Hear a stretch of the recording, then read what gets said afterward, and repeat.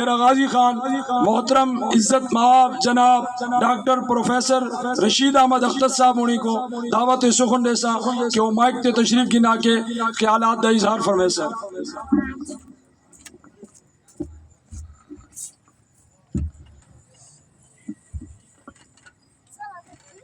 اعوذ باللہ من الشیطان الرجیم بسم اللہ الرحمن الرحیم والذی ارسل رسولہ بالہدی ودین الحق لِیظْہِرَہُ علی الدین کلہ ولو کرہ المشرکون. صدق اللہ العلی العظیم. اللہ تعالیٰ نے اپنے رسول صلی اللہ علیہ وسلم کو دین حق اور ہدایت دے کر اس دنیا میں اس مقصد کے لیے بھیجا کہ اللہ کے نظام کو، اللہ کے دین کو اونچا اور غالب کر دیا جائے. شرک کرنے والے لوگوں کو یہ کتنا ہی ناگوار کیوں نہ گزرے، اللہ تعالیٰ نے اپنی سچی کتاب کے اندر سچ فرمایا. جناب سید ذیشان اختر صاحب امیر جماعت اسلامی جنوبی پنجاب، نعیم اللہ عربی صاحب، ڈاکٹر حافظ محمد رفیق صاحب، عزیز اللہ خان قسرانی صاحب، مفتی عبید صاحب، آج کے پروگرام کے میزبان عبد الوحید صاحب، عبد الودود صاحب، مجید صاحب، میرے بزرگوں، نوجوانوں، عزیز بچوں کی محمد سے وفا تو نے تو ہم تیرے ہیں، یہ جہاں چیز ہے کیا لوح و قلم تیرے ہیں. نبی مہربان صلی اللہ علیہ وسلم کا ایک صحابی رضی اللہ عنہ سفر سے واپس آتے ہیں تو ان کے غلام نے ایک بہترین گھوڑا خریدا ہوا تھا.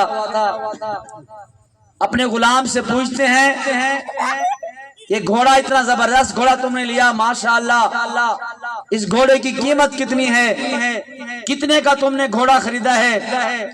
وہ غلام عرض کرتا ہے کہ یہ گھوڑا میں نے 250 درہم کا خریدا ہے.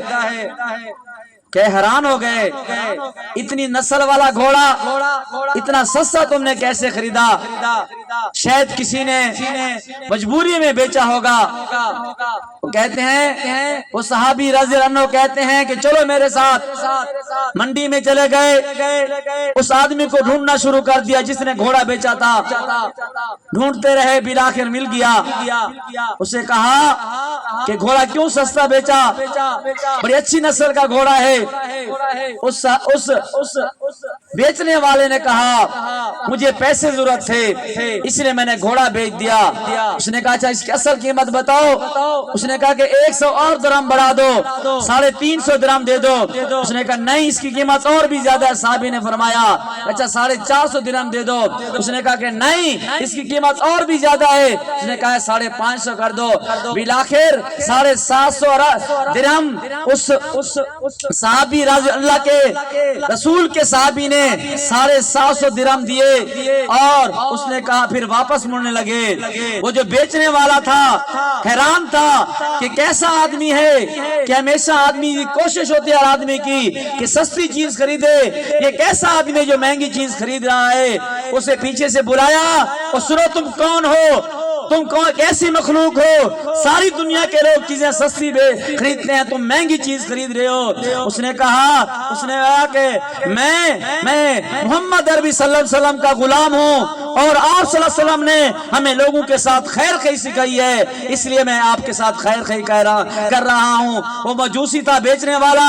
اس نے کہا کہ میں مجوسی ہوں لیکن آج مجھے اس محمد صلی اللہ علیہ وسلم کا کلمہ پڑھا کے جاؤ، میں بھی اس کا غلام بنتا ہوں. میرے بھائیو، میرے نبی مہربان صلی اللہ علیہ وسلم نے کیا فرمایا کہ وہ صحابی ہمیں بتا کے گئے کہ لوگوں کے ساتھ خیر خواہی کرو. آج میں اور آپ اپنے گریبان جھانک کر دیکھیں کہ ہم کس کے ساتھ خیر خواہی کرتے ہیں. اپنے بھائی کے ساتھ، اپنے رشتہ داروں کے ساتھ، اپنے محلے داروں کے ساتھ، اپنے گھر والوں کے ساتھ. اور میں تو جس محکمے میں گیا میرا مسلمان بھائی وہاں پہ بیٹھا ہوا تھا. میں نے جس کو بھی دیکھا آپ نے بھی دیکھا ہوگا، جس محکمے میں آپ گئے ہوں گے وہاں پہ کیا ہوگا آپ کا کام وہاں پہ خیر خواہ نہیں، وہاں پہ خیر خواہ نہیں بیٹھے، وہاں پہ لٹیرے مجھے نظر آئے۔ میں تھانے میں گیا، میں کچہری میں گیا، میں عدالت میں گیا، میں جس محکمے میں گیا، ہر ایک وہاں پہ یہ کہتا تھا اگر تمہارے پاس قائد اعظم والی تصویر والا نوٹ ہے تو تمہارا کام ہو جائے گا، ورنہ تمہارا کام نہیں ہوگا۔ میرے بھائیوں، پاکستان کی یہ صورتحال ہے جس میں میں اور آپ رہتے ہیں، ہر محکمے کے اندر کرپشن ہے، جہاں پہ لٹیرے بیٹھے ہوئے ہیں، جہاں پہ پاکستان کے اور امت مسلمہ کے خیر خواہ یہاں پر موجود نہیں ہیں۔ میرے بھائیوں، یہ ملک پاکستان جس میں میں اور آپ رہتے ہیں، اس میں کیا تھا؟ میں پہاڑ کی چوٹی پہ گیا، میں دریا کے پار گیا، شہر میں گیا، دیہات میں گیا، بچے سے پوچھا، بوڑھے سے پوچھا، نوجوان سے پوچھا پاکستان کا مطلب کیا؟ سب نے جواب دیا لا الہ الا اللہ محمد رسول اللہ۔ ہر ایک کو پتا ہے پاکستان کس لیے بنا، لاکھوں لوگوں نے قربانیاں دی اس وطن عزیز کے لیے، اس پاکستان کے لیے کہ اس میں اللہ کا نظام رہ جائے، لا الہ کا نظام رہ جائے، محمد عربی صلی اللہ علیہ وسلم کا نظام رہ جائے۔ تو 78 سال ہو گئے، 78 منٹ کے لیے بھی لا الہ کا نظام پاکستان میں رائج نہیں ہوا۔ میرے بھائیوں، آج اگر آپ چاہتے ہیں، آج اگر یہ چاہتے ہیں کہ پاکستان کے حالات ٹھیک ہوں، یقین کرو اس ظلم کے نظام کے مقابلے میں ایک ہی راستہ ہے، اسلام کا عادلانہ نظام، میرے محمد عربی صلی اللہ علیہ وسلم کا لایا ہوا نظام پاکستان میں جب تک رائج نہیں ہوگا اس وقت تک پاکستان کے حالات ٹھیک نہیں ہوں گے۔ کون رائج کرے گا؟ یہ میری اور آپ کی ذمہ داری ہے۔